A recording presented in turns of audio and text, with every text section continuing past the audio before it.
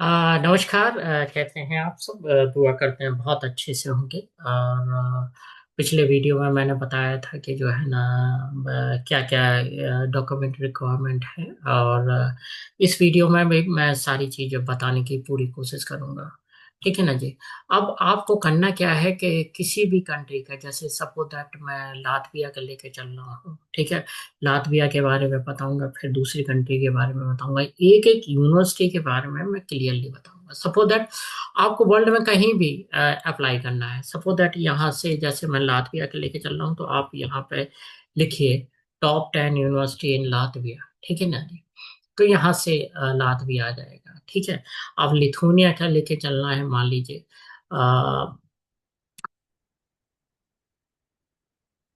Lithuania का लेकर चलना है, तो यहाँ पे देखिए टॉप 10 यूनिवर्सिटी लिथुनिया आ जाएंगी, ये सारे लिथुनिया का। इस्टोनिया का लेके चलना है मान लीजिए, तो आप यही लिखिए टॉप 10 यूनिवर्सिटी इन इस्टोनिया। ठीक है ना जी। तो इस तरह से आप कर सकते हैं। मैं और ये सारी यूनिवर्सिटी आपकी इस्टोनिया की ये खुल के आ गई। और इनकी वेबसाइट, इन पर क्लिक करेंगे तो सारी ये, इस पर भी क्लिक करेंगे तो ये सारी यूनिवर्सिटी आपकी खुल के आ जाए। सपद मैं लातविया का लेके चलता हूँ। ठीक है। आपको किसी एजेंट की जरूरत नहीं है भाई साहब, क्योंकि मैं भी आया हूँ आपकी आप ही की तरह बिना किसी एजेंट की। ठीक है। और उसमें कंडीशन बहुत क्रिटिकल थी, खराब थी, कोविड चल रहा था, है ना। और आप कहीं जॉब नहीं कर सकते थे, कुछ नहीं कर सकते थे, कोई स्कॉलरशिप नहीं है। जो भारतीय स्टूडेंट है वो कहीं मोस्टली कंट्रियों में स्कॉलरशिप नहीं। क्यों मैं ये कंट्रियां आपको चूज कर रहा बता रहा हूँ आपको कि भाई ये छोटी छोटी कंट्रियां हैं। और इन पे एक तो एंट्री बड़ी आसानी से है, और एंट्री आसानी से, पास पास बड़े आसानी से हो जाते हैं। कोई उतना इंडिया जैसा नहीं है कि मास्टर जी गुस्सा हो गए और मास्टर जी ने कहा कि यार ये काम मत करना, वो काम मत करना, है ना। तो उस तरह का नहीं है, बड़ा फ्रेंडली एटमोसफियर है। यदि चलिए वो खैर, एक मैं अब एक नया वीडियो मैं एक नया वीडियो बनाऊंगा तो उसमें एक एक चीज बताने की कोशिश करूंगा कि क्या होना है। नंबर 1 यूनिवर्सिटी, यदि रैंक वाइज देखा जाए तो जो गूगल कह रहा है वो कह रहा है कि नंबर 1 यूनिवर्सिटी ऑफ लातविया है, नंबर 1। ये दो यूनिवर्सिटियां ऐसी हैं जहां पे आपको जाना कंपलसरी है भाई। ऐसा नहीं होगा कि भाई अटेंडेंस कुछ भी लगा दो, कोई भी अटेंडेंस, जाना कंपलसरी है।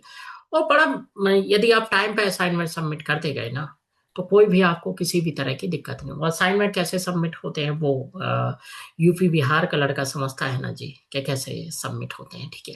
तो वो आप कर लेंगे, कोई उतना बड़ा मसला नहीं है। जैसे मैं रीगा टेक्निकल यूनिवर्सिटी में जाता हूँ, अच्छी यूनिवर्सिटी है। यदि आप कोऑपरेट करेंगे उनके साथ, टाइम से असाइनमेंट सबमिट कर दीजिए, बाकी संसार की कोई ताकत आपको फेल नहीं कर सकती। ठीक है ना जी। अब ये जैसे मान लीजिए आ गए हम रीगा टेक्निकल यूनिवर्सिटी में, यहाँ पे ये रीगा टेक्निकल यूनिवर्सिटी, यहाँ हमने लेके देखा यहाँ पे ये रीगा टेक्निकल यूनिवर्सिटी की वेबसाइट है, या यहाँ पे ये भी लिखा हुआ है, वेबसाइट में जाके चले जाए। अब आपको क्या करना क्या है कि ये इंटरनेशनल स्टूडेंट है, किस चीज़ के लिए आप आना चाहते हैं। ठीक है। स्टडी के लिए आना चाहते हैं, स्टडी के लिए ऑल स्टडी प्रोग्राम का देखिए ये है। ठीक है। और सिविल का हो गया, नेचुरल साइंस का हो गया, कंप्यूटर साइंस टेक्नोलॉजी का, फैकल्टी ऑफ इंजीनियरिंग का हो गया, जिसमें भी आप स्टडी करना चाहते हैं उसमें आप कर सकते हैं। और ये देखिए मैं पूरा आपको बताने की कोशिश करता हूँ। इंटरनेशनल में आ गए, एक्सचेंज स्टडी, स्टडी में आ गए। आप कौन सी स्टडी चाहते हैं? मास्टर स्टडी चाहते हैं, ठीक है ना जी। मास्टर स्टडी में आप क्या करना चाहते हैं? जैसे कंप्यूटर साइंस टेक्नोलॉजी यानी इंजीनियरिंग में आ गए।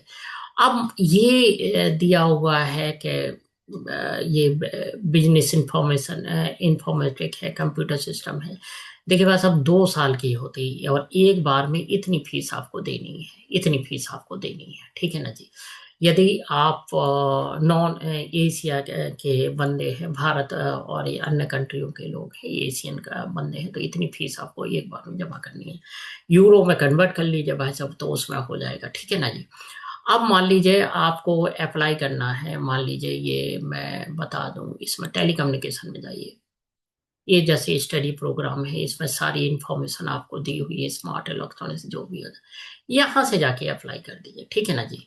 अब ये सारा चीज दिया हुआ है एकेडमिकल, और यदि इनका इनमें से ये व्हाट्सअप नंबर भी है कोई, तो दोनों में से देखिएगा तो इन पर व्हाट्सअप कर दीजिएगा।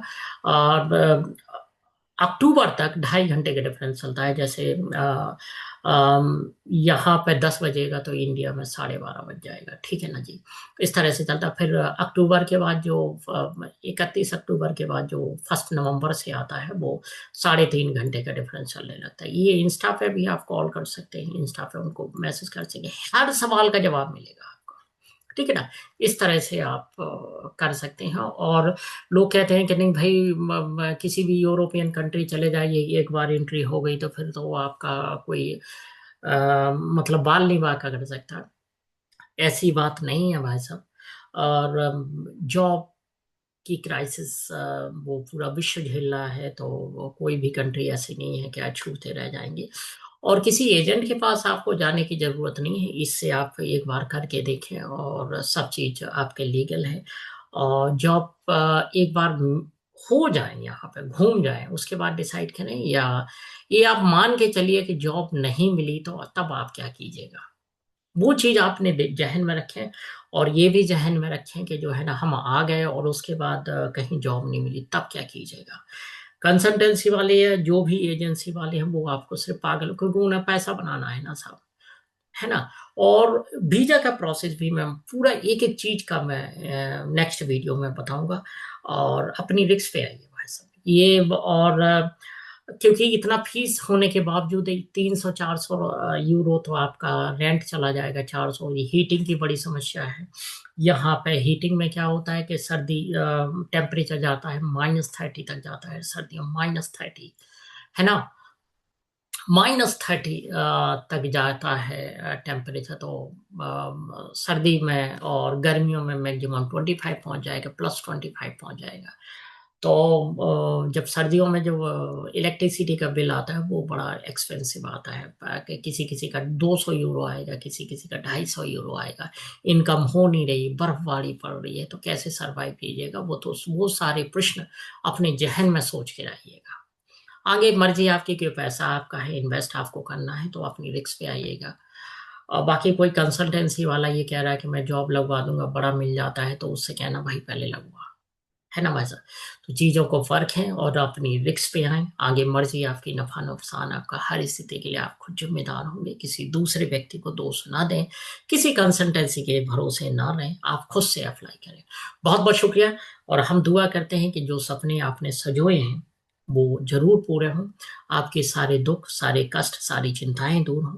आपके चेहरे पे हमेशा मुस्कान बनी रहे। बहुत बहुत शुक्रिया, बहुत बहुत शुक्रिया।